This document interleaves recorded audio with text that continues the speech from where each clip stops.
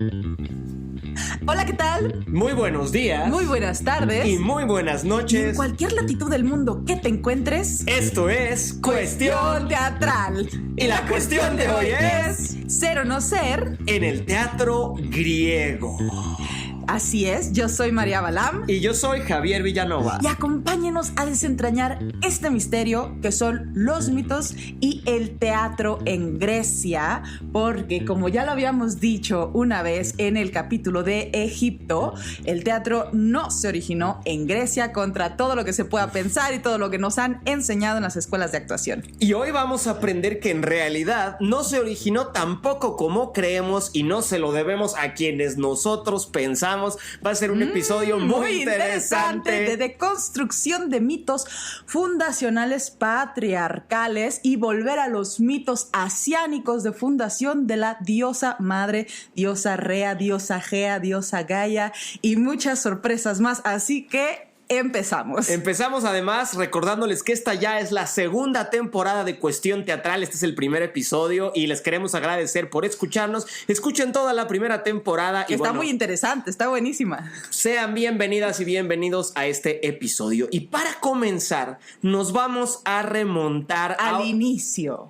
Ahora sí que y al inicio, bueno, podríamos decir que pues, la humanidad tiene más de 200,000 años, pero hace 7,000 años hay un imperio del que se habla bastante poco cuando se piensa en Grecia, y es muy raro porque ellos son ellas y ellos son quienes inician la cultura griega en sus orígenes en el Egeo, en el Mediterráneo, que son los minoicos. Y el imperio minoico, a quienes nosotros, como digo, le debemos realmente toda la cultura griega, tenían puras divinidades maternales, puro matrilineado. Tan es así que si tú ves todas las estatuillas minoicas, lo que vamos a ver es una mujer de pechos abundantes, cadera abundante, falda abundante, que además falda como de serpientes también, un poquito como a la Coatlicue, por ahí nos recuerda, pero que además sostiene los brazos arriba con una serpiente en la mano derecha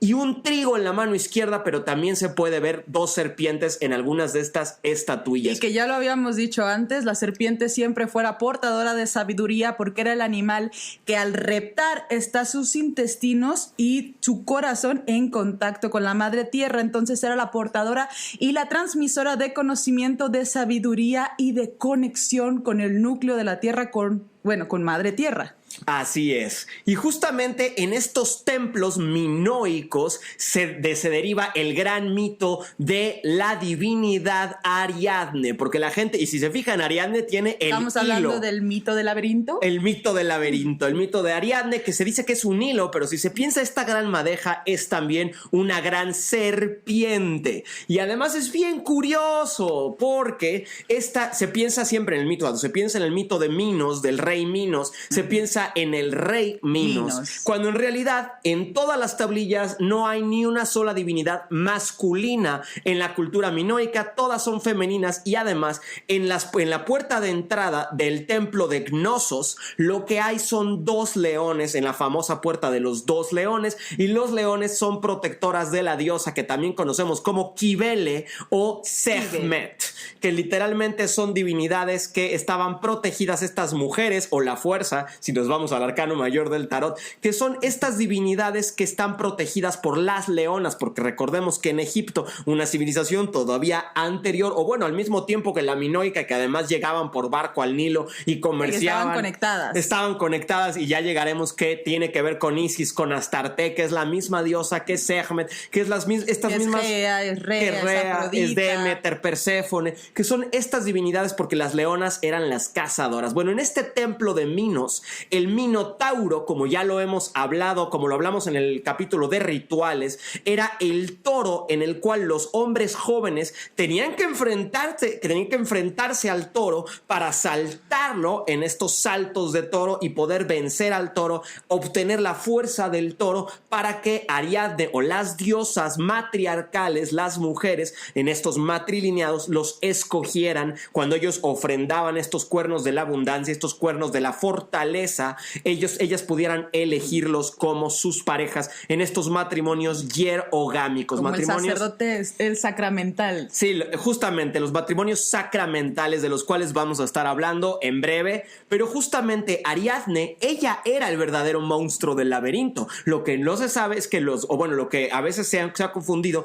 los griegos tenían terror en todo el Egeo de mandar a sus jóvenes a resolver el laberinto en Gnosos, porque mandaban flotillas enteras de hombres jóvenes para que los que más fuertes, los que pudieran vencer el laberinto, finalmente enfrentarse a un toro, al toro sagrado de lo que hablamos en ritual, eran elegidos por Ariadne, es decir, por la mujer que iba a decir este es o estos son los mejores hombres de la civilización y con ellos podremos preñarnos o podremos generar nuevas castas de minoicos. Sí, y la forma en la que el rito sigue vivo hasta el día de hoy es en las corridas de toros, que aunque ya no sea necesario en la actualidad, de ahí viene esa tradición, de ahí viene ese ritual, es el símbolo del hombre contra la bestia. Así es. ¿Y justo para qué? Para demostrarle a la hembra, a la madre, que nuestra semilla es digna de entrar en ese útero, quiero decir tártaro. Ahora vamos a entrar en caverna. eso, en esa gran caverna de la que surgirán, si se hace bien, los titanes o los gigantes, y si se hace mal, surgirán los hecatónquiros, los cíclopes, todos los monstruos y las deformidades, pero si se hace bien, surgirán los nuevos dioses. Entonces, bueno, de hecho, en el famoso mito de Minos, que luego los griegos lo tergiversaron todo para volverlo patriarcal, Teseo, que es uno de estos jóvenes, que es uno de los primeros hierogámicos, de los primeros matrimonios hierogámicos, logra vencer al Minotauro y el barco que regresa con velas negras porque se les olvidó cambiarla y todos los griegos pensaban que había fallecido Teseo, el héroe Teseo, y en realidad no, Teseo sí había vencido al Minotauro y sí había podido tener una descendencia con Ariadne. ¿Esto qué quiere decir? Que, y lo sabemos porque muchos de los matrimonios en el Neolítico eran completamente hierogámicos, como les habíamos dicho, las Venus Victrix, las Venus Creatrix, las mujeres se les adoraba a ellas porque estaban en contacto con las estaciones y con la tierra y eran ellas quienes elegían a sus paredros. Bueno, eso pasa en la naturaleza, siempre ha pasado y seguirá pasando. Así porque es. La hembra en la naturaleza es la que elige al mejor portador de la semilla, al macho que está más calificado para la supervivencia, al más fuerte. Y justamente ellos tenían que demostrar esa fortaleza y se volvían el rey paredro, el rey del árbol que pasaba en Egipto, que pasaba en las culturas del Egeo, del Mediterráneo temprano. Pero ¿qué pasa cuando finalmente termina la época minoica? Viene la época micénica y eso es lo que ya conocemos o ya se puede decir que es la época de Grecia oscura, previa a la época arcaica, previa a la época helénica. Y la época micénica es bien interesante porque es la época de las guerras de Troya. Es la época en las cuales todo lo que luego vamos a ver en las tragedias, Agamenón, Clitemnestra, las grandes epopeyas de Homero, de la Ilíada, es decir, todas estas historias que luego también Hesíodo consignará en su Teogonía y luego porque dicen que los ganadores son los que escriben la historia y Hesíodo pues consigna las cosas como le conviene cuando él decide crear a los olímpicos para suplantar a los titanes, para suplantar al padre y a la madre originales. Pero no nos adelantemos. Pero vamos paso a paso. El asunto es que los micénicos, el pueblo micénico, que fue un pueblo que literalmente aparece desde el 1700 hasta el 1200, que es lo que se considera como la época oscura de Grecia, ellos también, una población que era totalmente matriarcal, que también adoraban a la diosa Hera, a la diosa Deméter, pero sobre todo ellos que crean un alfabeto que se llama el alfabeto bilineal, bueno, así le llamamos ahora, no es que ellos lo llamaran así, pero ellos sí consignan, sí tienen historias, sí escriben en las tablillas, ellos adoraban a las potinillas o potnias, es decir, a la gran señora, a las dos madres Deméter, que son las primeras divinidades femeninas de los micénicos, porque también adoraban a las señoras, a las dos amas Deméter, dos madres o madre hija, que también son Deméter Perséfone, es decir, la madre Gearrea, la madre anciana y la doncella joven. La madre anciana que aconseja a su hija y demás, que están aliadas, que se conocen. Una le dice a la otra los misterios del parto. Y además era una cosa que se pasaban entre mujeres, porque los hombres, como explicaremos después, no tenían ni idea de los misterios de la sexualidad, no tenían de cuál era su rol, de cuál era la reproducción, y las mujeres siempre lo han sabido, y por eso eran matrilineados, y por eso eran la sucesión de poder, y la sucesión de la vida era de madre a hija, de hija, nuevamente la hija que se convierte en madre, que vuelve a tener una hija, que le vuelva a pasar el poder, que le vuelva a pasar el conocimiento, la sabiduría y el poder de boca en boca y también de útero a útero. Precisamente, y por eso luego se dice que Demeter es la misma que Perséfone, o Core, como también se le conoce, la doncella, porque las mujeres tienen ese ciclo. Primero son Core, son Perséfone, son doncella, y ¿de a quién le iban a ir a preguntar? Evidentemente no a un ginecólogo hombre, evidentemente no a Asclepio, el médico hombre, no.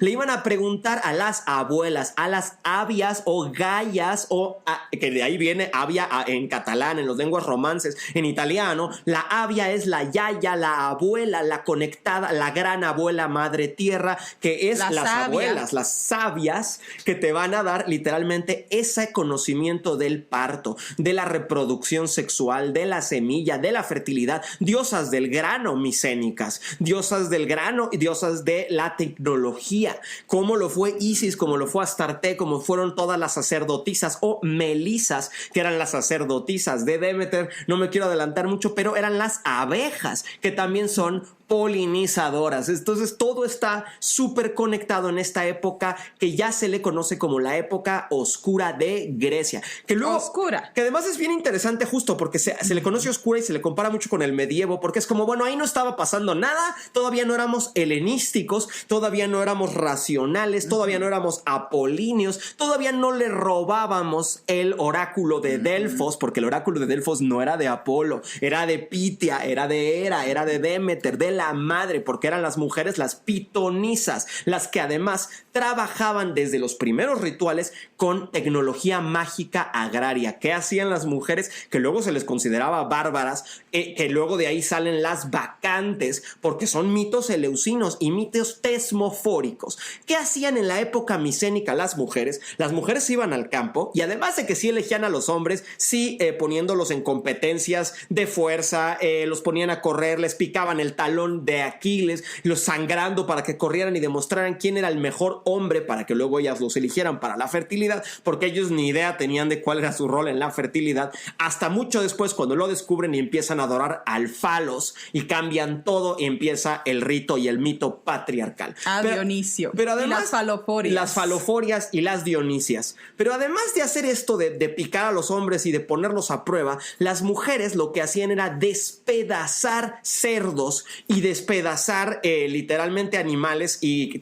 cabras también, y los ponían en unos úteros en la tierra, es decir, cavaban zanjas, agujeros grandes y los dejaban un año entero a que se pudrieran y a que si se llenaran de gusanos. ¿Para qué? Para que luego cuando los desenterraban los utilizaban para fertilizar la tierra. Entonces, claro, los hombres le tenían pánico a las mujeres, porque además de que destrozaban animales, trabajaban con materia pútrida, que de ahí luego tendremos el oráculo de Delfos, que también eran serpientes que se podrían, o serpientes cortadas o despedazadas. De ahí viene la palabra pitia, de putrefacción. Y de ahí todas las principales videntes mujeres trabajaban con animales en putrefacción, porque las mujeres siempre han sido guardianes de la vida, pero también las que mezclan la muerte para generar nueva vida. De ahí que la primera reina del mundo de los muertos y del mundo de los vivos era la madre. Evidentemente, como en todas las culturas, las mujeres son las que tienen el misterio de la vida, como lo dijimos en otros capítulos,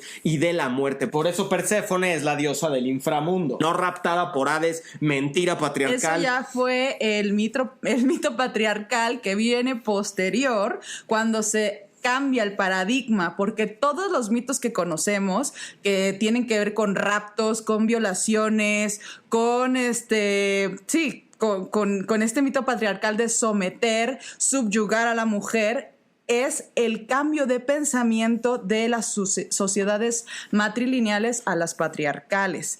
Antes de esos mitos existía el mito opuesto, donde la reina era la mujer y el rey sacramental, el que ella había elegido, estaba a su lado ayudándola a cometer los designios de su reinado. Ya Así después, es. para someterlas y para ponerlas en un lugar de subyugación, cambiaron todos los mitos, raptándolas, violándolas, sometiéndolas y Zeus haciéndolas se vuelve débiles. el gran violador, Hades se vuelve el gran violador y todo. Pero ese no es el origen de los mitos. Así es, ese no es el origen. Por eso es muy importante sí remontarnos al origen. Y todo esto que les estamos hablando a nivel histórico también está consignado a nivel mitológico. Por eso es importante leer la mitología, pero irte no te quedes con la mitología olímpica. Porque qué curioso, hablamos de Grecia como la gran nación fundadora de todo el canon occidental. ¿Y de qué Grecia nos referimos? En realidad nos estamos refiriendo a una Grecia que duró 150 años, que es la Grecia helenística, cuando Grecia trae todo un trasfondo de 7000 años. O sea, es absurdo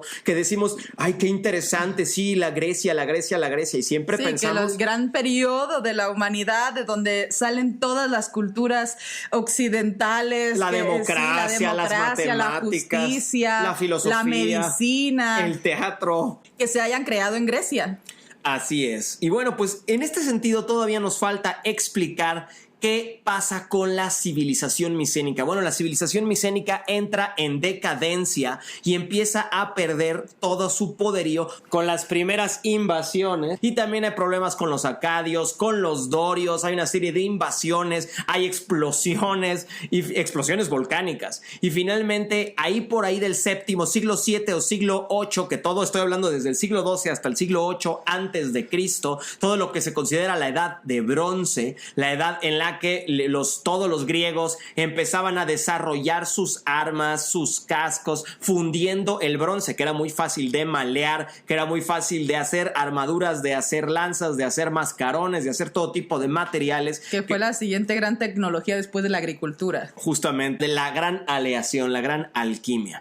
Y bueno, pues todo esto que les contamos, los minoicos, los micénicos, que es, digamos, desde el siglo XVII a.C. hasta el séptimo a.C., es toda esta parte que se llama la Edad Oscura y la Edad Arcaica de Grecia, donde, como les decimos, las madres eran las diosas, eran las gobernantes, las señoras, las amas, y todavía en el final en este periodo empiezan a surgir unos nuevos contendientes a la Grecia clásica, a la Grecia que será la Grecia helenística o la Grecia clásica, que son las polis, porque antes de esto no existía la ciudad polis, no existía como tal, sino que todos eran demos. ¿Qué quiere decir demos? Eran como pequeñas organizaciones grupales, pequeñas tribus.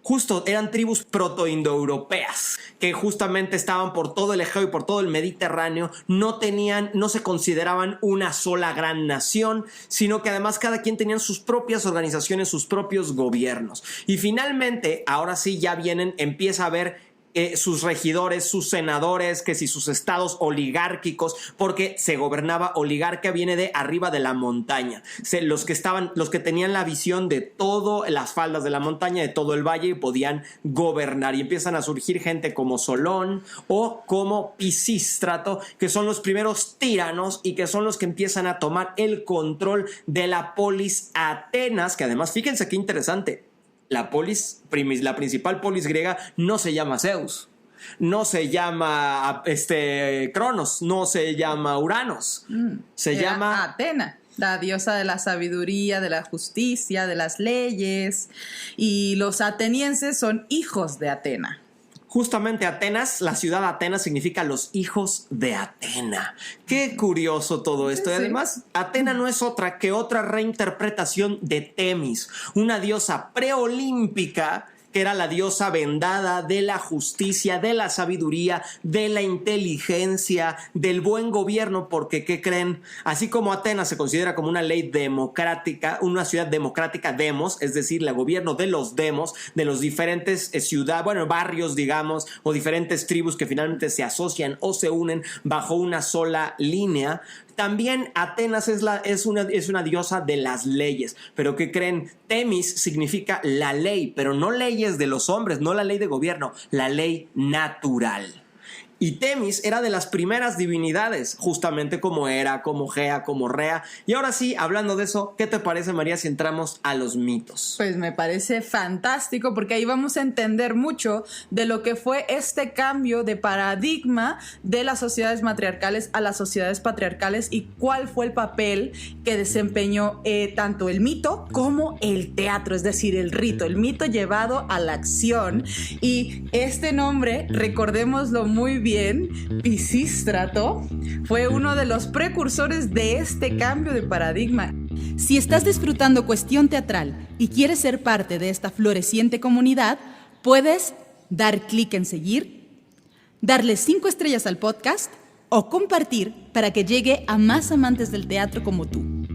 Y entrando ya en materia de los ritos, más bien del mito, lo primero que vamos a desmentir es que Zeus es el papá de los pollitos, que es el padre creador de todos los dioses y diosas del Olimpo, porque antes de él hubieron más dioses y diosas creadoras, porque el femenino es el que crea, es el que engendra, es el que da vida. Y para hacer esta transición de los matrilineados al patriarcado, tuvieron que revertir las divinidades femeninas y ponerlas como si fueran las masculinas, las que crean, las que engendran, las que dan vida, el Dios Padre omnisciente, omnipresente, omnipotente, que todo lo puede, del que se crea todo. Pero esto fue como un corte para quitar a todas las deidades femeninas que estaban antecediendo a toda esta nueva saga de los dioses patriarcales. Y vamos a empezar por el inicio, que siempre en el inicio hay parejas fundacionales, parejas de femenino y masculino que juntas crean la vida. Así es, porque justamente las teogonías, es decir, todas las cosmogonías, todos los panteos, toda la unión de dioses, siempre se llega para contrarrestar lo que había antes. Y en el origen estamos hablando evidentemente de la época micénica o de la época minoica, había Aéter y Tierra. Éter era el padre, Aéter era el padre cielo, el padre aire, y Terra, tierra era la madre naturaleza, la madre fecunda, la madre tierra. Y bueno, esta pareja primordial, esta pareja de divino masculino y divino femenino, engendran a su vez a Gaia, a Gea. Aquí es curioso porque Gea nace primero y esta Gea es la que engendra a su pareja Urano. Es bien interesante porque no es que sean hermano y hermana, sino que nace Gaia y luego Gaia sola, aparentemente en un nacimiento partenogenético, es decir, sin fecundación, sin que haya sin cópula, exactamente. Sin cópula. Justamente, Gea engendra a su esposo, es decir, lo escoge, lo elige, como ya hablamos con los matrimonios hierogámicos, engendra a Uranos. Pero ¿quién es Uranos o Ouranos? Es también el firmamento que está debajo de Éter. Es decir, los griegos prehelenísticos lo que estaban observando es que el cielo, el aire y el firmamento engendran a la madre tierra. Y en estas parejas, en esta nueva pareja de Ouranos y su pareja Gaia o Gea, van a engendrar primero que nada a los cíclopes, porque en esta primera cópula le salen los deformes porque todavía no saben hacerlo bien, todavía no saben engendrar de manera correcta y le salen unos monstruos de un ojo, que son los cíclopes. Posteriormente engendran otra serie de monstruos que son los hecatónqueiros. Los hecatónquiros o hecatónqueiros significan los monstruos de 100 manos. Hecate o Hécate es 100 y Heigeros es manos. Entonces imagínense unos monstruos de 100 manos. Y después, posterior a esto, engendran ahora sí a las y los titanes. ¿Y quiénes son las y los titanes? Bueno, pues hay varios, ¿no? Pero entre muchísimos, pero entre ellos está Océano, o sea, y evidentemente hay que generar, como dicen que en el inicio Dios generó las aguas, pues está Océano, está Mnemosine, la memoria, está Rea, que de esa mujer hay que acordarnos después, pronto hablaremos de ella, está Cronos, que de él también vamos a hablar, está Tea, que también es como una especie de alter ego del éter, como una diosa femenina del del cielo, del éter, que se llama que Tea. siempre hay estas dualidades en los dioses muy ancestrales, dioses y diosas ancestrales. Siempre hay los complementos femenino y masculino de cualquier entidad del cielo, de la tierra, del océano, del viento, del inframundo. Exactamente. Y está Febe también, y está Temis, y está Leto. Todos los titanes y las titanes son estos hijos de Ouranos y Gaia y Gea. Bueno, una vez que nacen los titanes, Ouranos, que ya habíamos dicho que era como un rey sacramental, porque curiosamente, pues como siempre, los mitos nos hablan de situaciones políticas que estaban ocurriendo en ese momento o en el Neolítico, como ya lo platicamos. Estos matrimonios entre paredros o hombres que representaban al árbol y al falo, digamos, y las mujeres que los seleccionaban. Ouranos tiene miedo de que uno de sus hijos hombres, porque ahí todavía no existía el pacto patriarcal, él tenía miedo de que su hijo lo matara, es decir, de ser reemplazado por la siguiente camada de jóvenes hombres que, anhelando ser quienes preñen a la madre, porque es curioso, aquí nace toda esta cuestión edípica de quiero acostarme con mi madre, no es con la dadora de vida, con la que me dio la vida. Entonces, como ella da vida, pues yo me quiero acostar con ella y también quiero crear vida con ella. Justamente, y no es que sea exactamente con tu mamá, es con las madres, es decir, tú quieres ser parte de ese ciclo. Y los nuevos jóvenes llegan a quitar a los ancianos y dicen, quítate que ahí te voy, ahora va la mía. Y Ouranos, que tenía miedo de que eso le pasara, así como iban haciendo los titanes, él así se los devolvía al Tártaro, como si los volviera a meter al útero de la madre tierra, así de se van, los encerraba en el Tártaro. Hay mucha gente que no lo sabe, pero el Tártaro es el lugar que nosotros pensamos que es como una celda en el inframundo, como una especie de inframundo proto-indoeuropeo. No es un inframundo, no es la caverna de la muerte, es el vientre materno. Y eso es bien curioso porque es una gran fosa común gigantesca, octónica, es decir, aquí empiezan los titanes, son las primeras divinidades ctónicas, es decir, del subsuelo, del vientre materno. Son las primeras divinidades nacidas no de Urano, sino de Gaia, son los hijos de Gaia, los titanes. Y él, como nace, como que los vuelve a meter al vientre, así de no, ustedes no me van a destronar, no. No crezcan. No crezcan. Quédense. Pero el último nacido, que es Cronos, la madre, para poder recuperar a sus titanes, a sus hijos que los han ido encerrando en el Tártaro, le da una hoz. Le dice, y además la hoz es con la que se corta el trigo. Esto es bien importante. Todos son mitos de agricultura. De agricultura. Y también, por otro lado, el simbolismo de la hoz es porque Cronos es el padre del tiempo y pues el tiempo es implacable, ¿no? A todos nos llegará el tiempo de la muerte. Y con esa hoz nos cegarán a todos. Ay, qué fuerte, me sentí trigo cegado. Así, no quiero morir. Inevitablemente pasará. Sí, pasará. Y justamente con esta hoz, lo que hace Cronos es esperar a que se duerma Ouranos, a que se duerma el firmamento, y lo que hace es cortarle los testículos. O sea, que nada más lo digo y siento feo.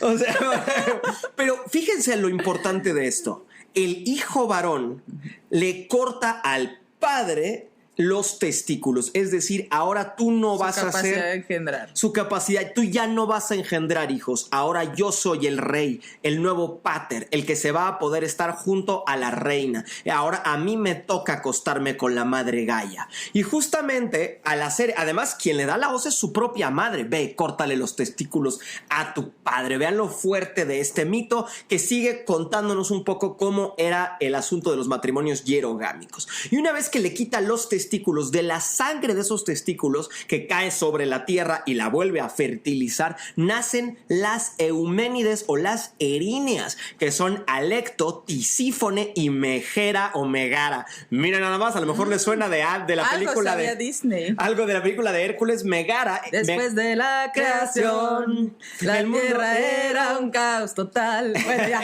Bueno, ya. El chiste es que nacen las Eríneas, pero ¿quiénes son las Eríneas? Son las vengadoras de los parricidios, es decir, primero que nada, es decir, de cuando el hijo mata al padre o de cuando se mata a algún progenitor, padre o madre. Cuando tú cometías un asesinato injustificado, eras perseguido por las Eríneas, luego llamadas Furias o Euménides. De eso vamos a hablar más al ratito, pero nacen justamente cuando el hijo le corta los testículos, los huevos al padre. Y una vez que hace esto, Cronos se vuelve el nuevo pater, el nuevo rey y necesita una nueva reina porque la abuela ya no va a gobernar, y toma por esposa, o más bien se junta, porque en realidad ya Rea le había apoyado desde antes. Rea lo toma a él, más bien a Cronos, y juntos son la nuevo matrimonio. Una pareja de hermanos. Una pareja de hermanos, el nuevo matrimonio hierogámico. ¿Y qué hacen Cronos y Rea? Bueno, pues empiezan a tener hijos, porque ahora va la nuestra.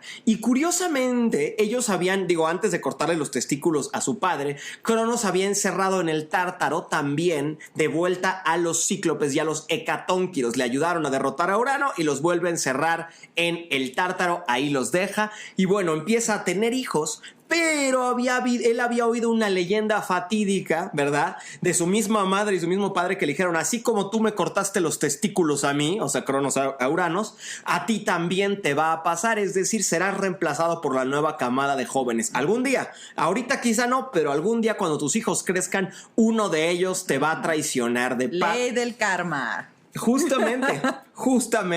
Y él primero empieza a tener hijos, y ahora sí nacen los dioses olímpicos, y empieza a nacer que si tu Hades, que si tu Poseidón, que si Hefesto, Hestia, que si Hera, que si Afrodita. Bueno, algunos dicen, después hablaremos de eso. Y finalmente, a lo que te truje Chencha, Zeus, el último hijo. Pero lo que estaba pasando es que Cronos, como también se le había dicho que fatídicamente lo iba a alcanzar el karma, que a él también lo iban a reemplazar la siguiente camada de hijos. Porque no por ser el tiempo se salvaba del karma. Al contrario, es el padre del karma. Justamente. Y Cronos, cada hijo que nacía o hija que nacía, se lo devoraba. Y ya tenía él en el... Ahora sí que para no enviarlos al Tártaro, es decir, al vientre materno, él se los tragaba a él. Y aquí ya empieza el patriarcado. Desde que Cronos, en lugar de devolverlos al vientre, que digo, si ya no los quieres tener, como que él los regresaba al vientre, él aquí se los mete a su estómago. Dije, así ya no. De aquí no salen, de eso yo me encargo, dice Cronos.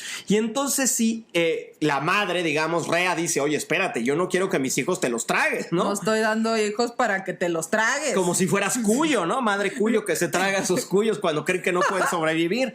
Bueno, pues Rea no quiere que eso pase, y entonces decide darle una piedra en lugar de su hijo Zeus, y él se la traga, y es como que se atraganta, pero cree que se tragó a su hijo, y ella va y se lleva a Creta, que esto es muy importante porque en Creta estaban precisamente los micénicos y también los minoicos. Justamente aquí ya se empiezan a mezclar todo esto que les venimos platicando. Se lleva a Creta a una caverna, es decir, a otra especie de útero para que termine de formarse a Zeus, y deja al Zeus con la ninfa Amaltea, que algunas veces se ve como una cabra. Entonces, bueno, pues la deja ahí y le dice: tú amamántamelo, tú cuídamelo. Y también nace y seguimos con que las mujeres tenían estos pactos tanto con los cerdos como con las cabras, y que luego llegaremos a la tragedia, que es el canto de la cabra, trago Edos. Pero y de hecho lo dejan en un canasto como colgando de un árbol, para que Cronos no lo pudiera encontrar ni en el cielo, ni en la tierra, ni en un lugar, que estuviera como en un lugar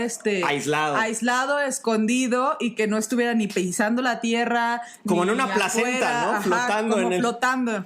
Justamente. Y una vez que ya crece Zeus decide ir a retar, como estaba predicho, como luego lo veremos con Edipo, como luego lo veremos con todos los mitos trágicos, decide ir a retar al padre. Y como lo vemos en muchas familias, o en la mayoría de las familias, cuando los hijos varones crecen, tienen que retar al padre, porque es la forma en la que se tienen que emancipar. Exactamente. Y va y hacen que primero le dan un tónico al padre, le dan un tónico a Cronos para que vomite, para que regurgite y escupa a todos los hijos y hijas que se había tragado. Y una vez que los vomita, además que ya estaba bastante debilitado, ¿qué hace nuestro querido Zeus? Pues básicamente saca o libera del Tártaro a los cíclopes, que estaban muy enojados con Cronos porque los había metido al Tártaro. Y estos, además de asistirlo a luchar contra los titanes, que esto se considera la titanomaquia, o sea, la guerra de Zeus y los olímpicos contra Cronos y los titanes, pero asistido claramente por los cíclopes y los hecatónquiros. O sea, le ayudan a aquellos que su padre había encerrado, le ayudan ahora al hijo, ahora sí que los tíos ayudándole al hijo para que haya un nuevo rey y para vengarse de Cronos. Y además los cíclopes le dan sus poderes a los olímpicos. Gracias a que nos liberaste, pues que te damos que el rayo, le dan a Zeus, toma tu rayo. A Poseidón le dan su tridente. Y a Hades le dan el casco de la invisibilidad, ¿no? Entonces, bueno, finalmente, ya armados los dioses olímpicos, retan a los titanes y terminan por derrotarlos y se instaura ahora sí el periodo helenístico, el periodo de los olímpicos, porque ellos no reinan ya donde reinaba Cronos en el monte Otris, no reinan ya donde reinaba Ouranos, se van e inauguran ahora sí que nueva casa, inauguran el monte Olimpo y justamente a partir de ahí ya no habrá, y esto es muy importante, ya no habrá hijos que destronen a Zeus. Él se vuelve incluso a partir de ese momento y en la teogonía de Hesiodo, el padre de los pollitos. El padre de todo, pero hasta de sus papás, de sus hermanos, de otros dioses que él no concibió. Él incluso es de Afrodita, y esto es algo muy interesante porque esto es lo que no te cuentan en ningún lado y es información vital para entender también cómo antes sí eran sociedades matriarcales, y es el mito de Eurynome y Ofión, porque en el principio de la creación, antes incluso de este concepto que nos cuentas de la tierra y el cielo, que recordemos que todavía anterior a los mitos patriarcales se consideraba a la madre el cielo y al padre la tierra, pero cuando se empieza a hacer este cambio de paradigma se empieza a invertir el rol y a ver a lo masculino como el cielo y a lo femenino simplemente como la tierra, como la dadora de vida, como Gaia, como Gea, como Rea, como Demeter. Pero hay todavía un mito anterior a este que no te lo cuentan en ningún lado. Es muy difícil de encontrar esa información, que habla acerca de la diosa creadora de todas las cosas, es decir, una diosa de antimateria que crea la materia, porque cuando empezamos a hablar de estos mitos fundacionales de los griegos, estamos empezando a hablar ya de que ya estaba la materia hecha, ¿no? Ya estaba, ya había materia, ya había océanos, ya había cosas, ríos, ya había árboles, cielo, animales, ya había tierra, y anterior a esto, ¿quién creó la materia? ¿Quién creó todo esto? Y hay una diosa que se llama Eurynome, que en algunos textos dicen que estaba sobrevolando en el caos y que era el único ser existente, que era Eurynome, una diosa femenina, una diosa, la gran madre cósmica, si lo queremos ver así, y estaba sobrevolando entre el caos porque acababa de crear la materia, porque es la madre de todas las cosas, pero toda la materia estaba envuelta en caos. Entonces ella empieza a separar las aguas, el cielo de la tierra. ¿A qué mito nos recuerda esto? Que es al mito hebreo justamente de la creación, solamente que aquí no es un dios varón, es una diosa femenina, y esta Eurynome empieza a sobrevolar y decide ir al sur de la creación. Y al bajar al sur, el viento que ella crea con su danza, porque ella va danzando, porque a través de la danza ella crea. Entonces, a partir de la danza, siente una especie de viento que la acompaña y decide tomar ese viento entre sus manos, darle forma y crear a Ofión, una serpiente masculina. Y entonces, esta diosa, al crear esta serpiente, la serpiente empieza a enamorarse de ella y a seguirla por todos lados mientras ella está dándole orden a la materia y bailando, porque ella da orden y origen a la creación del mundo de la materia a través de la danza. Recordemos que las danzas, por ejemplo, la danza del vientre o las danzas polinesias, que son mucho en contacto con la cadera de las mujeres, no eran para dar placer o satisfacción a los hombres, como se cree que era para los sultanes y para una cuestión erótica, pero de seducción de lo femenino hacia lo masculino. No, era porque las mujeres danzaban desde tiempos inmemoriales, ancestrales, danzaban para conectar con su energía Shakti. Su energía Shakti es la energía que da vida, es la energía creadora. Entonces esta diosa creaba bailando y Ofión la mira bailar y se enamora de ella, entonces le empieza a rodear y a seducir hasta que ella lo acepta, y entonces la serpiente se enrosca sobre el cuerpo de Eurynome, porque es un poco este mito que tú también estás diciendo, de que la mujer crea a otra entidad, que es en este caso a Ofión. Eurynome crea a Ofión, y en la unión de estos dos ella queda preñada. ¿Y qué es lo que da como origen? ¿Qué fue primero? ¿El huevo o la gallina? ¿No? Pues aquí les vamos a decir qué fue primero.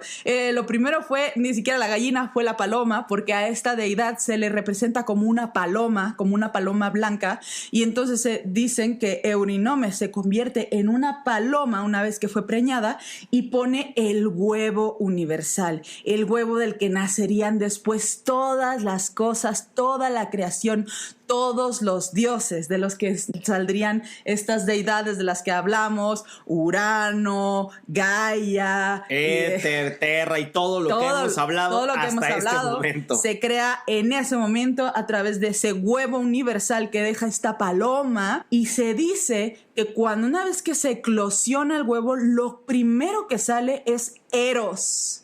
Entonces, ¿quién es esta diosa? Afrodita. La Afrodita. Es Afrodita en realidad, la madre creadora, la gran madre cósmica, que después fue desdeñada y puesta casi como una prostituta. Y no es la única diosa que le hacen eso, también le hacen eso a Inanna, le hacen eso a Ishtar, le hacen eso a Isis, le hacen eso ya no una diosa, pero sí una sacerdotisa contemporánea, María Magdalena, y a muchas de las mujeres o de las divinidades femeninas que se encargaban de la vida, de la creación, porque ¿cuál es la mejor manera de someter a una mujer? Es quitándole su poder creador y su conciencia de ese poder que ellas tienen, que nosotras tenemos a través del útero. Y entonces con esta eclosión del huevo, lo primero que sale es Eros, es decir, la energía erótica, la energía que da vida, y con su flecha empieza a hacer su desmadre y a hacer que todas las criaturas se enamoren, que todo empiece a funcionar a través de la energía erótica, porque todos venimos de una relación sexual, de una energía erótica, del Eros. Y bueno, esto es un paréntesis, porque después, justamente cuando se crean a los en estructura patriarcal, se empieza a crear el concepto de los dioses del Olimpo, donde Zeus es el papá de los pollitos, nace el mito de que Afrodita en realidad nace de la espuma de la castración de Cronos, de la castración de los testículos que caen al mar, y que de ahí se hace una espuma y mágicamente sale Afrodita. Sí, casi que nace del esperma, así, o de los espermas tirados, como de la masturbación perdida, o de lo que ya luego llamarían onanismo, que es cuando el semen cae a la tierra sin haber habido cópula, así que como que este esperma que luego se vuelve como la espuma del mar, nace Afrodita, y justamente nos empiezan a introducir en la cabeza que incluso el hombre puede dar vida aunque no haya cópula, sin un útero y aunque no haya mujer.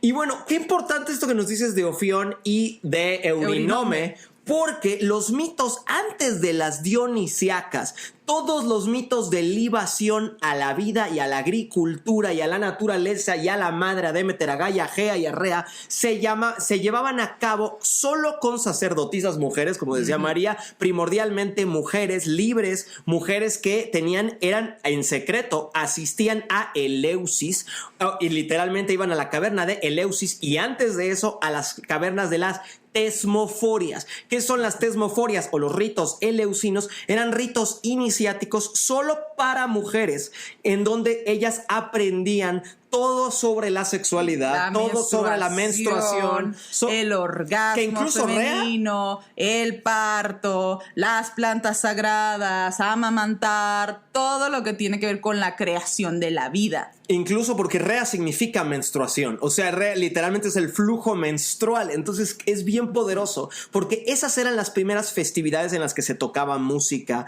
en las que eran festividades sexuales, eran secretas. Se consumían plantas psicotrópicas para tener visiones. varones. Y luego empezaron a permitir que ciertos ciudadanos, hombres, varones, asistieran. Quien quisiera ser un verdadero ciudadano iniciado en los ritos tenía que ir a Eleusis, y en Eleusis solo los hombres que se les permitiera, porque las mujeres eran quienes seguían diciendo quién entra y quién no entra a la caverna, podían ser iniciados por las sacerdotisas de Perséfone. Y ahí inician los verdaderos ritos teatrales, porque la gente cree que los ritos teatrales inician con Dionisos. Pero ¿quién es Dionisos? Queremos escucharte. Déjanos tu opinión al finalizar el programa o participa en la encuesta. Es muy sencillo y tus ideas son valiosas semillas para ampliar el tema y planear futuros episodios. ¿Quién es ese Dionisos? Bueno, en realidad es el hijo de Zeus con Gea, el hijo de Zeus con la abuela. Y es bien curioso porque cuando nace Dionisos es despedazado por los titanes y no encuentran el corazón. De hecho lo están busque y busque porque lo partieron en pedazos, y la única que se lo puede volver a dar, se lo puede volver a hacer, es Gea. Por eso Dionisos es el que nace y muere y es vuelto a la vida. Nacimiento, muerte y resurrección. Pero este niño sagrado, que no es otro que Adonis, que no es otro que Heracles, que no es otro que Osiris, que Cristo, todos estos, la promesa de la nueva vida, este niño sagrado Dionisos, después en el mito patriarcal se cambia por completo el mito y ya se dice que no es hijo de Zeus y de Gaia o de Gea, sino que es hijo de Semele. ¿Y quién es Semele? El semen, la semilla. O sea, de Zeus con Zeus. O sea, sí, de hombre con hombre. Crean a una mujer que se llama Semele, que además es una mortal, ella no es una diosa, y Zeus la rapta y tiene una relación sexual con ella, pero además es una relación, otra vez, sin cópula. Literalmente la embaraza sin tocarla. Simplemente la embaraza porque dice quiero tener a un hijo y me gusta esta mujer. La embaraza sin haberla tocado. Y luego Semele, ya embarazada, se planta frente a Hera muy feliz de mira, yo voy a tener un hijo de tu esposo. Viene ahí presumiéndole y Hera muy enojada, porque a partir de ese momento Hera deja de tener todo poder y se vuelve convierte en la vengadora celosa de los delitos de sexuales de Zeus. Sí, de todas las amantazgos que tiene por ahí Zeus. En vez de que ella sea la poderosa, ya no es Gea, ya no es Rea. Hera ya se vuelve una especie de deidad menor, hermana celosa, enojada de que su esposo ande por ahí fecundando a tanta mujer, se le antoja. Lo único que hace es querer castigar a sus amantes y a Zeus. Y justamente lo que hace Hera es que le dice a Semele, a la semilla, le dice, sí, vas a tener un hijo de Zeus. Oye, ¿ya le viste el falo? Tiene un falo glorioso, deberías de verle el falo. Y él dice, no, nunca se lo vi. Literalmente fue una embarazo. Concepción divina. Concepción divina, ¿no? Partenogenético. No hubo aquí cópula. Y entonces ella le dice, no, de lo que te pierdes. Ahora sí, los griegos súper racionales y súper inteligentes empiezan con el culto al falo, pero con todo. Entonces le dice, deberías de verlo. Y Semele no sabe que si ella se para ante el falo divino de Zeus, va a ser carbonizada ipso facto. Y ese es el plan de Hera, castigarla. Entonces Semele va y le dice a Zeus, oye, que te quiero ver el falo, porque si voy a tener a tu hijo, pues quiero ver el falo que me fecundó, aunque se haya sido a la distancia. Y Zeus, que sabe que Semele es una mortal y que no se lo puede enseñar y no la puede tocar con ese falo, le dice, no, ¿cómo crees? Y ella de no, te lo quiero ver. Finalmente Zeus dice, bueno, conste, tú quisiste. Entonces Zeus se lo enseña y Semele cae como si le hubiera caído un rayo, que se parece mucho al mito de Mayahuel, queda carbonizada y destrozada y se muere. Pero como ella ya estaba embarazada, ese bebé sale volando, porque además el bebé no se carboniza, el bebé solo como que sale del útero, sale volando. Y Zeus, ¿qué hace? Se abre el muslo, literal, agarra al bebé y se lo mete al muslo y le dice a Hefesto, oye Hefesto, que sí con tu fuego, con tu herrería y tu fuego me cierras el muslo. Y él, ¿cómo no, patrón? Yo aquí se lo coso con fuego. Le hace una cicatriz de fuego Hefesto y le cierra el muslo. Y entonces, ¿quién termina de gestar a Dionisios? Zeus. Y entonces Zeus, después de que además embarazó a una semilla, o sea, a su propio semen, después ese propio semen le vino a ver el falo, quedó carbonizado, el bebé sale volando y él se lo inserta en el muslo que le cierra Hefesto, o sea, otro hombre además. Viene, ahora sí que doctor, oiga, usted hombre, ciérreme el muslo para que pueda yo tener a mi hijo con mucho gusto. Y lo termina de gestar y finalmente da a luz a Dionisos. ¿Y qué quería demostrar Hesiodo en la teogonía al quitar a Gaia, quitar a la madre, literalmente Exactamente. A quitar el vientre de la ecuación. Quitar el vientre. Dice, lo que se le quería decir a los griegos es, no se preocupen, a partir del dios padre helenístico ya no hacen falta las mujeres. Ya, es más, ellas son una especie de nodrizas o de vientres, ahora sí que prestados, pero nosotros, si quisiéramos, podríamos tener un bebé en el muslo, solo que no queremos. En realidad, bueno, las vamos a usar ahora sí que como nuestros úteros prestados o esclavas o nodrizas, pero en realidad nosotros pudiéramos solitos. Así que ahora sí que el padre crea, y no es que ellas sean mistéricas, no es que ellas tengan un poder que nosotros no tenemos. A partir de ahora, con Dionisios, el gran padre del teatro, vamos a aprender. Y de las faloforias. Y de las faloforias. Porque después de que se cambia este mito de Gaia por Semele, ya no se van a celebrar los ritos eleusinos, sino que van a pasar a un segundo término y se van a empezar a celebrar las leneas agrarias, es decir, las festividades en el campo de la agricultura, pero ya no se festeja el vientre o el útero o el tártaro, sino que ahora se celebra el falo que da origen a la vida, y cargaban falos gigantes, eso eran las faloforias. Y ahora las sacerdotisas se vuelven prostitutas, bailarinas que todas bailaban alrededor de grandes falos de piedra y seguían tomando el quiquion y seguían haciendo estas danzas alrededor del hijo, del padre, de la semilla, de la autofecundación masculina en el muslo. Y todo esto está consignado en esta teogonía de Hesíodo que nos empieza a decir, a partir de ahora las mujeres serán relegadas y los padres pueden concebir ellos mismos si así lo desean. Y no solo eso. Y ahora sí llegamos al teatro, a lo que te truje, chencha. Porque además, luego, por si nos quedara duda, Atenea, que no había nacido de la mente de Zeus, eso también se cambia en la teogonía, a partir de este momento sale de su cerebro, le da una migraña. Dolor de cabeza. Sí, le duele la cabeza.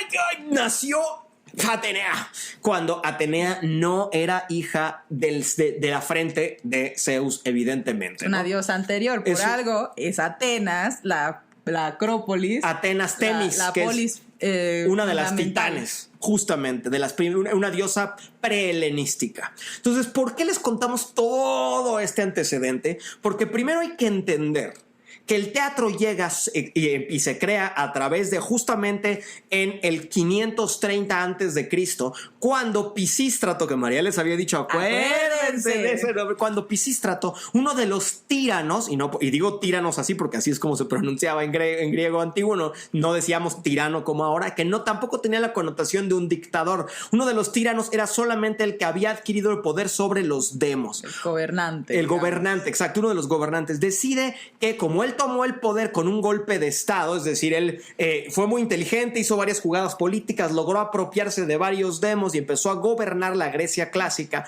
en el 530 a.C. y él dice, ¿cómo puedo yo afirmar mi gobierno? Y él dice, bueno, pues muy fácil. A través de pedas, a través de fiestas. ¿Y qué hace? Trae las leneas agrarias, es decir, estas festividades que se estaban instaurando como faloforias en honor del culto a Dionisio, que ahora es el nuevo dios de la agricultura, que ya es su nombre. Ya no es Demeter, ya no es Perséfone, ya no es, y además ahora Hades, ahora ya Perséfone ya no es la reina del inframundo, no, ella es la raptada, la violada que está obligada a estar en el inframundo, por Hades. No es que ella eligió a no, y que ella se comió la granada por gusto, no. Es que la raptaron y ahora tiene que pasar 6 meses. No es que ella quiera, no es que ella diga y mande. Bueno, entonces, ¿qué pasa? Como ya no vamos a hacer el culto a Eleusis, ni a Perséfone, ni a Demeter, necesitamos ahora el culto al varón y al pene, al falo fertilizador y de la agricultura. Y Pisístrato dice, bueno, qué mejor que traer la fiesta de la agricultura a la ciudad y instaura las leneas urbanas, es decir, las dionisíacas urbanas. ¿Qué quiere decir esto? Fiestas con quiquion, es decir, plantas con las que psicotrópicas, con alcohol, con danzas, con libaciones a generales, y de repente se le ocurre que en esos cantos a Dionisios o ditiriambos, que los ditiriambos no eran otra cosa que 2 pies métricos, es decir, antagonista y protagonista, o réplica, es decir, estrofa y antiestrofa. Era un verso y su contrario. Justamente el inicio del diálogo. Pero todos estos versos o libaciones a Dionisio, que los cantaban coros,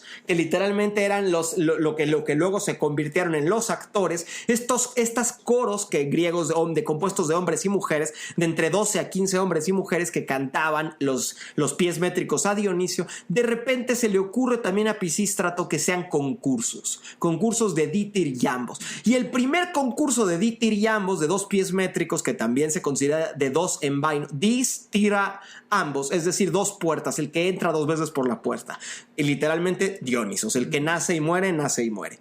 En estos concursos se les ocurre que uno de ellos, que ya se salga del coro y se vuelva el corifeo, se salga y le replique, es decir, el ser, el individuo, el hombre contra el coro, contra el pueblo. Es decir, se empieza a pensar que uno represente al héroe o al dios y los demás representen al pueblo. Y el primero en hacer esto se nos dice, porque todo es un invento, se nos dice que es Tespis.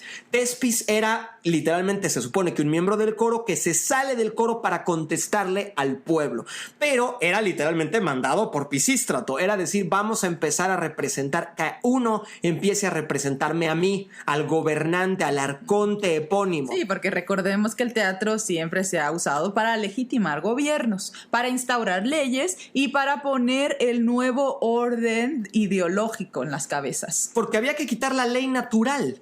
Porque antes, como les decía, Temis o Atenas era la ley natural, la ley de los embarazos, la ley de las mujeres. Y ahora había que instaurar la ley del gobierno, la ley de los hombres. Ley de la razón. La ley literalmente de Zeus, Apolínea. ¿Y qué hace? Bueno, se separa del coro, le contesta y se empiezan a instaurar también concursos cuatrianuales de dramaturgia. Es decir, todavía no eran literal concursos de poesía, todavía no se consideraba de dramaturgia, pero empiezan a hacer que hagan estos cantos, empiezan a narrar la Ilíada, empiezan a narrar la Odisea, empiezan a narrar todos los grandes épicas homéricas, que empiecen a narrar toda la teogonía. ¿Para qué? Porque pues la mejor manera de que la gente se entera de este nuevo cambio de paradigma es con espectáculo, con show, con la representación. Entonces uno lo contaba y el pueblo contestaba, uno lo contaba y el pueblo contestaba, y finalmente Tespis es como el primer ganador de estos concursos, que por eso decimos el carro de Tespis, del que se te habla del carro de Tespis, o a los actores en Estados Unidos, bueno, o incluso en el Reino Unido se les llama thespians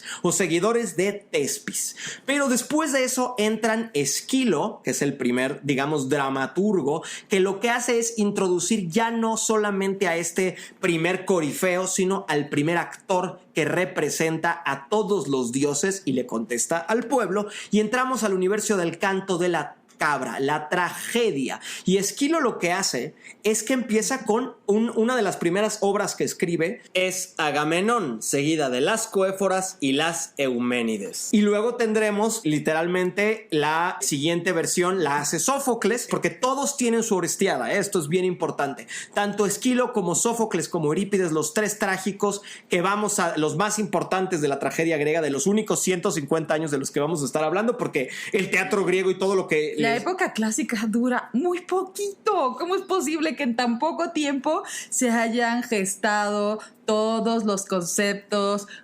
occidentales del pensamiento, incluso moderno? Justamente porque ya traían 7000 años antes de, y luego lo único que hicieron en esos 150 años es ese cambio de paradigma tan violento, ¿no? Entonces... Sí, consignarlo en las obras de teatro para que quedara ahí el registro de esto es lo bueno, lo demás no. Y empiezan a contar la guerra de Troya, literalmente. Utilizan el teatro para decir nosotros tenemos por qué estar aquí, nosotros somos los herederos de la tradición micénica y ahora el canon patriarcal es el que va a prevalecer. Pero es bien interesante porque el arconte epónimo que se sentaba en la proedria, que era una silla de piedra en el Epidauro, en este gran teatro de 12,000, o incluso había el teatro de Dionisios que tenía 14,000 espacio para 14,000 espectadores, estos grandes teatros en las laderas donde se hacían las fiestas dionisíacas que venían de las Eleusinas, que venían de las Tesmoforias. Bueno, pues en estas grandes fiestas la gente se sentaba en el teatrón, es decir, en la colina, que primero eran asientos de tierra, luego de madera y finalmente de piedra. Se sentaban a ver estos mitos representados, que primero eran poemas y luego se separan. Con Esquilo se crea el protagonista, luego con Sófocles crean a otro actor que literalmente es el antagonista, y luego luego con Eurípides crean al tritragonista, es decir, al tercero en discordia. Y luego ya el deuteragonista ya nace con Aristófanes. Ya cuando llega la comedia seguimos metiendo personajes y personajes porque ya se armó la fiesta grande. Pero lo importante de esto es que los arcontes epónimos, el gobernante les decía de qué iba el concurso. Hacían concursos de dramaturgia con tetralogías, y en esas tetralogías eran 3 tragedias y un drama satírico, literalmente un drama del sátiro. ¿Quién era el sátiro? Mitad hombre, mitad cabra, mitad bestia, es decir, todavía, y era ya la burla, el drama satírico, porque era burlarse de los tiempos en los cuales los hombres eran bestias al servicio de las mujeres, cuando ellas también despedazaban cerdos, despedazaban cabras y literalmente generaban para lo que los hombres eran atrocidades. Literalmente este drama satírico es una especie de quitarle seriedad a todo el universo previo prehelenístico, porque lo serio eran las tragedias y el drama satírico del sátiro, todo lo que era del bosque o lo eleusino, exactamente, era para desestimarlo, para quitarle seriedad. Y una de las primeras tetralogías que les encargan es nada más y nada menos que la Orestiada. ¿Y de qué trata la Orestiada? Porque todo el mundo ama el mito de Orestes y de Electra y de Clitemnestra y de Crisótemis y de Agamenón, pero ¿qué nos trataron de inocular o de inseminar? Y que estoy usando esa palabra a propósito con ese mito. Bueno, pues se los cuento muy rápido. Agamenón en la guerra de Troya, para que le fuera bien con la guerra de Troya, mata a su hija Ifigenia, que es una bebita, así la mata y se la sacrifica. Se la sacrifica a Poseidón para que les vaya bien y regresen sanos y salvos de la guerra de Troya. Y entonces, ¿qué pasa? En ese entonces, las furias o las Euménides, las Erinias, de las que ya hablamos hace rato, lo tendrían que haber perseguido porque él había asesinado a su hija, a una mujer. Y literalmente, pues estabas asesinando a una próxima o potencial dadora de vida, ¿no? A una Perséfone, a una Core, a una doncella. Y claro, Clitemnestra, una de las madres antiguas, es decir, de las diosas antiguas o reinas antiguas sacramentales, lo está esperando cuando él regresa de la guerra de Troya y lo primero que hace es matarlo. ¿Por qué lo mata? Pues porque se lo merece. Así como la ley antigua decía, un muerto con otro muerto tiene que pagarse. La ley del talión, ojo por ojo, diente por diente, vida por vida. Y tal cual, si tú regaste sangre, tu sangre será regada. Y eso era lo justo en la anterior. Y sobre todo si regabas la sangre de una mujer, de una dadora de vida, tenías que morir y tu sangre tenía que ser regada para restaurar el orden universal. Esa era la gran máxima de la tragedia. Y lo sigue siendo. Y lo sigue siendo. Gran máxima de la tragedia. Y bueno, pues Agamenón es asesinado por Clitemnestra y su hija, y vean lo importante de esto, Electra, que antes había siempre esta unión que les dijimos al principio de que la madre y la abuela, madre e hija, eran una sola. Es decir, Demeter y Perséfone, la abuela y la madre y la hija, o Gea y Rea, o todo, había este pacto femenino de sororidad o de matrilineado donde nosotras nos protegemos la una a la otra, nos ayudamos la una a la otra. Aquí ya nos van a cambiar, gracias al teatro, el paradigma, y aquí sí nos van a instaurar el patriarcado con el teatro. Porque Electra, en vez de decir mi madre tiene razón, porque Clitemnestra mató a Agamenón no porque su capricho, lo mató porque Agamenón mató a la hija que ellos habían tenido. Como un acto de justicia. Ella lo hizo y ahí pudo haber parado el asunto, pero Electra dice no, si mi madre mató a mi padre, hay que, y antes, si el padre mataba a la hija, la madre tenía el derecho de matar al padre, punto, se acabó.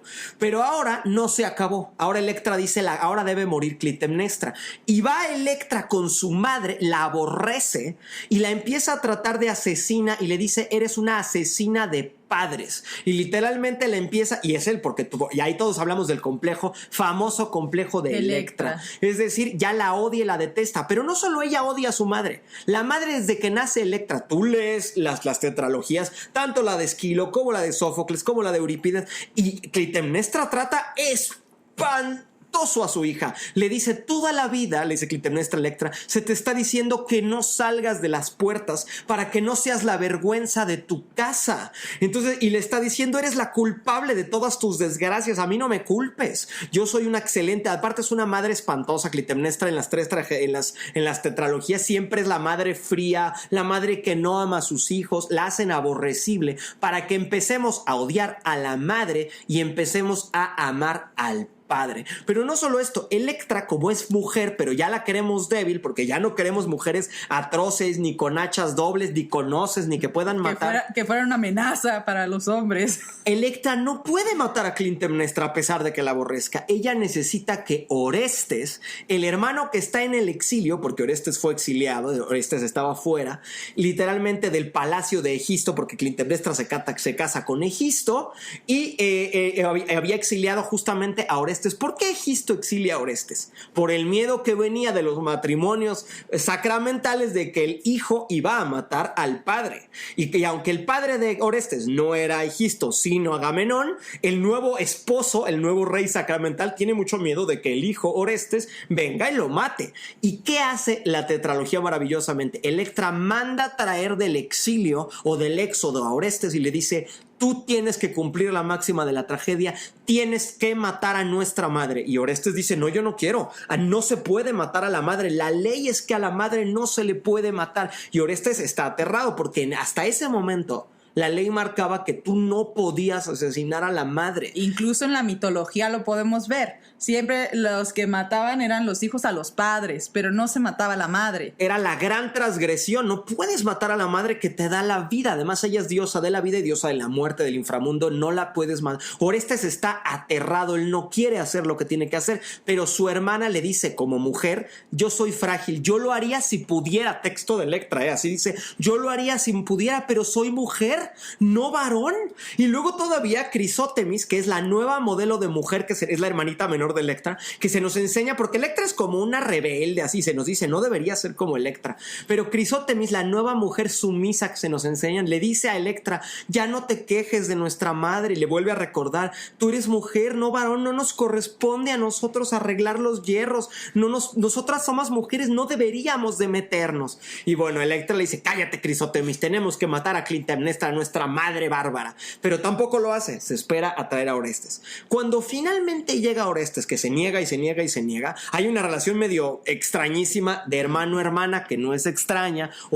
Electra le dice: ya estás aquí, toda la vida te estuve esperando, ya estás aquí. Tienen un encuentro bastante incestuosón, porque claro, hermano-hermana era lo lógico de cómo se nos venía enseñando los mitos. Bueno, pues ella finalmente le dice: yo te esperaba, eres mi hermano, eres la parejita, tú tienes que asesinar a la madre. Y Orestes, finalmente convencido y medio obligado por Electra, va y mata a Clitemnestra. Y Electra, antes de que muera, Clitemnestra le dice a su hijo: hijo, me hieres, o sea, ¿cómo te atreves un hijo a matar a su madre? Se lo dice así, eso es antinatura. Y Electra le responde a su madre en lugar de Orestes, porque Orestes no tiene ni palabras.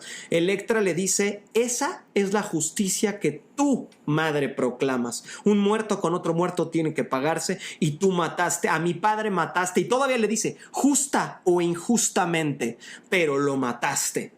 Y así debes de morir también. Y finalmente muere Clitemnestra en manos de Orestes. Y Orestes, entonces, matador de madres, debería de ser condenado. Y él se siente el más culpable de todos. ¿Y quién cree que los persigue a Orestes? En la última obra, que se llama Las Euménides, lo persiguen las furias, que son, como ya dijimos, las erinias, que son Alecto, Tisífone y Megara. Lo persiguen las furias y él sabe que debe de pagar, que como mató a la madre debe de pagar, y él se va por todas las islas y por todos los demos, es casi un tour político, pidiendo ser asesinado porque él dice que tiene las manos tintas en sangre, que él ya no es digno de entrar a ninguna casa, ni de hacer libaciones, ni de comer en ninguna mesa, porque ha asesinado a la madre. ¿Y qué le dice a su hermana Electra? Le dice: no te comportes como egipcio, como los adoradores de madres. O sea, así de como de: hey, no hiciste ningún crimen, no importa, mataste a la madre, ¿qué más da? Pero vean lo importante, y esto está en los textos, búsquenlo: no te portes como egipcio. ¿Qué quiere decir esto? Que todas las culturas prehelénicas eran adoradores de la madre creadora. Le dice: no te portes como egipcio. O sea, ya a partir de ahora vamos a adorar al padre. Pero él está súper compungido, súper culpable, y dice casi que como Lady Macbeth, que por más que se lava las manos, no se lava la sangre. Pero finalmente, como Deus ex machina, llega Zeus, que también en otras versiones llega Apolo, depende si es la versión de Esquilo o si es la versión de Eurípides. Llega Zeus o Apolo y le dice: no te preocupes, hijo mío, y le dice hijo mío, o sea, y aquí el pacto patriarcal es todos somos hijos de Zeus, a pesar de que seas hijo de Agamenón o hijo de quien seas, dice, no te preocupes, hijo mío, tú hiciste tu deber como el águila, y le dice literalmente como el águila, tú eres hijo de Dios, tú eres hijo del águila, hiciste lo que tenías que hacer y mataste a la madre que había matado al padre, entonces tu crimen está perdonado, ya te puedes sentar a la mesa, ya puedes comer, ya puedes regresar a tu casa, a ti nadie te va a matar, ya no hay justicia, tú eres salvo porque mataste a la que asesinó al padre. Y justamente lo perdona. Y eso nos termina de enseñar, y además a las eriñas, a las furias que lo estaban persiguiendo, les dice, a partir de ahora, ustedes ya no van a decidir sobre las vidas de los mortales, porque hasta entonces las furias, es decir, esta triada de divinidades femeninas que castigaban a los que asesinaban a padre o madre, especialmente a las madres, ellas tenían ese poder sobre la vida y la muerte. Pero a partir de ese momento les dice, ustedes ya no tienen poder sobre la vida de los mortales. Son deidades menores. Son deidades menores y ahora solo yo, el padre, solo Zeus, sobre los asuntos de la tragedia o sobre los asuntos de importancia voy a decidir yo, Zeus, y sobre los asuntos domésticos se va a crear el tribunal de los aerópagos. Curiosamente Atenas, la diosa Atenas, que era Temis, estaba pidiendo justicia, porque ella también le decía a las eriñas, sí, castiguen a las furias, castiguen a Orestes. Pero él dice, ¿no sabes qué, Atena? Tu reinado se acabó. Y eso está consignado en la tragedia griega, en la Orestiada. Le dice, tu reinado se acabó. A partir de hoy, Atena, ya no eres una divinidad principal. Y miren que esto se presentaba en Atenas. Le dice, ya no eres una divinidad principal, ahora vas a ser solamente, vas a resolver conflictos legales y domésticos. Literalmente le dice, tú ya solamente cuando la esposa se pelee con el esposo sobre algo menor, ahí que vayan con Atenas. Y ves que cuando haya violencia doméstica, me aventó la chancla, ahí sí van con las furias o ahí sí van con Atena, pero ya nada de lo importante, ahora todo lo importante lo designo yo. Esta tetralogía mandada a hacer por Pisístrato, que además la hizo Esquilo, las competencias que la hizo sola, volvió a hacer Sófocles y la volvió a hacer Eurípides, nos sirve para instaurar el nuevo paradigma patriarcal, es decir, si se mata al padre, debe ser castigado, y si se mata a la madre, eres perdonado, no tiene consecuencia, Zeus te perdona. Miren lo fuerte para lo que se utilizó el teatro, el cambio de paradigma patriarcal.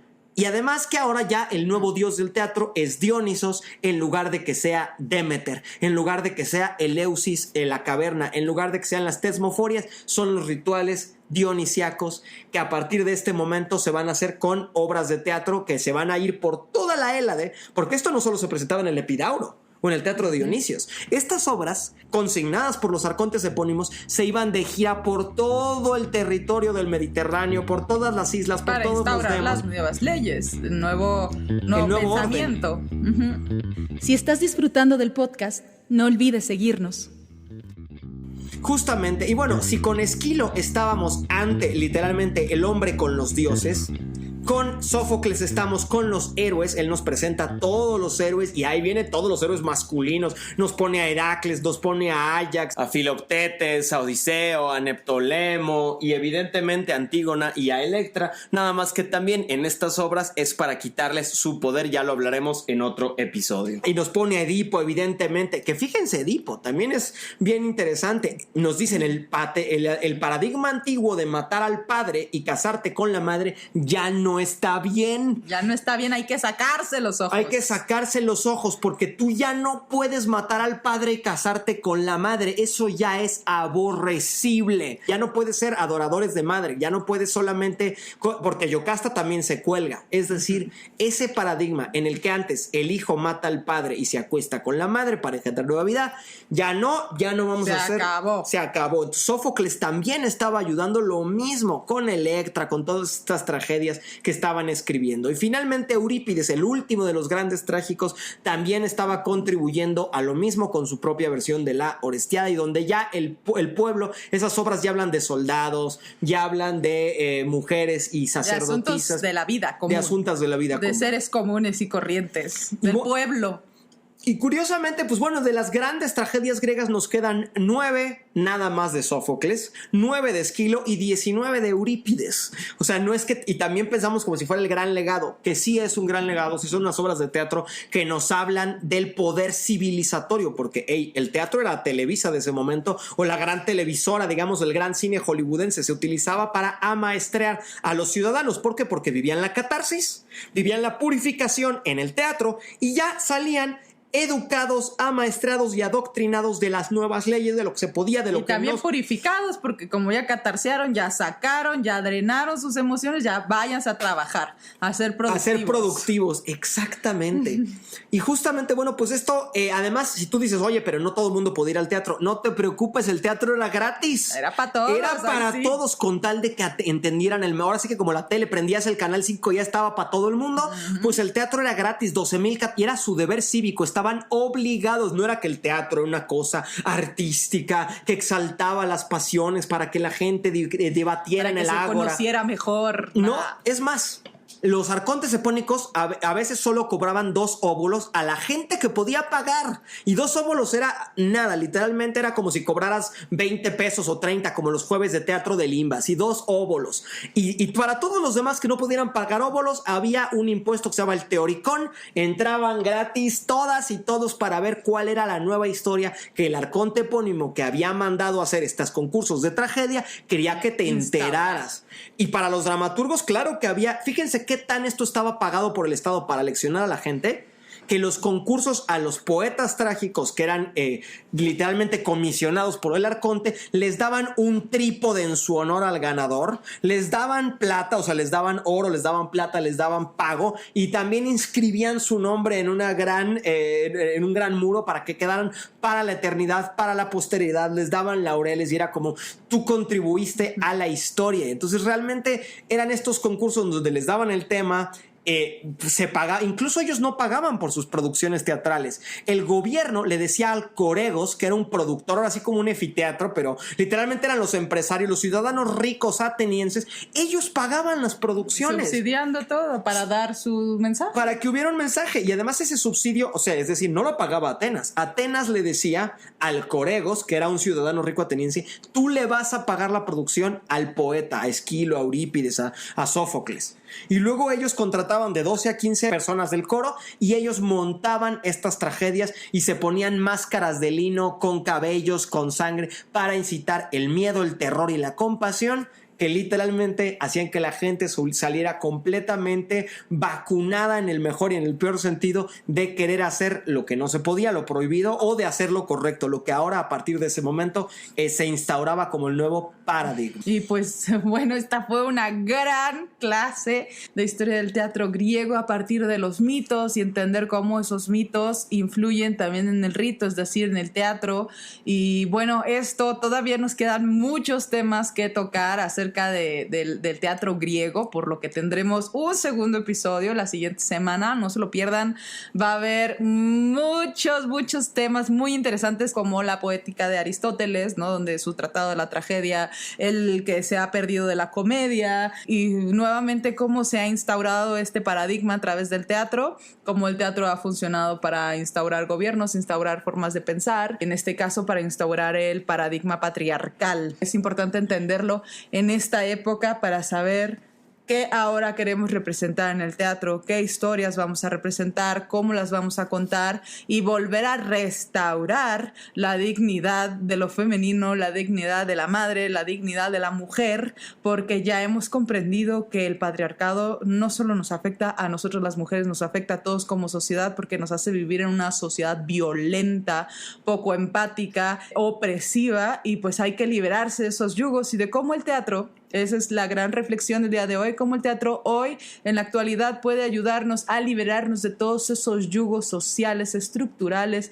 políticos, patriarcales, y cómo puede ayudarnos a construir una sociedad más equitativa, porque ahora el poder es por y para el pueblo, de los actores, de los creadores, de la gente que amamos el arte y el teatro, y ya tiene otra utilidad, o al menos eso es lo que quiero pensar, sobre todo en las producciones independientes, ¿no? ¿no? Las que están gestadas con corazón, las que están gestadas por la necesidad humana de transmitir un mensaje. Y por eso pronto hablaremos de la autogestión, porque cuando tú controlas tu discurso, cuando tú decides no estás pidiendo dinero al Estado. Eres dueño de tus narrativas. Exactamente, y tú decides cuál es ese discurso que tú quieres promover. Y bueno, pues esto hemos cubierto muchísimo, pero todavía quedó mucho. Nos extendimos un poco, pero era muy importante. Es muy necesario y esperen la siguiente edición de Teatro Griego. Estamos muy emocionados y muy contentos de empezar esta segunda temporada de Cuestión Teatral. Nos vemos la próxima semana.